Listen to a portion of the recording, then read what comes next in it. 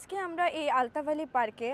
সবাই মিলে জড়ো হয়েছি ডক্টর মোহাম্মদ ইউনূসের সাহেবের করা যে মানবিক করিডোর প্রসঙ্গে তিনি যে সম্মতি প্রকাশ করেছেন জাতিসংঘের সাথে, সেটার দ্বিমত পোষণ করতে এখানে এসেছি। এই মানবিক করিডোরের কারণে দেশে বয়ে আনবে নতুন সমস্যা, যেখানে এই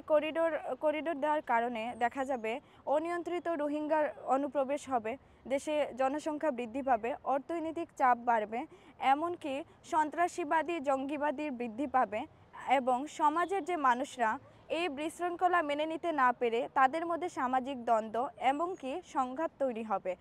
এই যে দেশ অনিরাপত্তার মুখে ডক্টর মোহাম্মদ ইউনূস দেশকে ঠেলে দিচ্ছেন এবং দেশ বিক্রির দলিল করছেন, সেটার প্রতিবাদ জানাতে আজকে এখানে এসেছি। আমি চাই আমরা সকলে দেশের স্বার্থে, দেশের জনগণের স্বার্থে, আমাদের দেশ রক্ষার্থে আমাদের নিজেদের অবস্থান থেকে এই মানবিক করিডোরকে না বলা, কারণ এই মানবিক করিডোরই হবে আমাদের দেশের সবথেকে বড় হুমকির কারণ।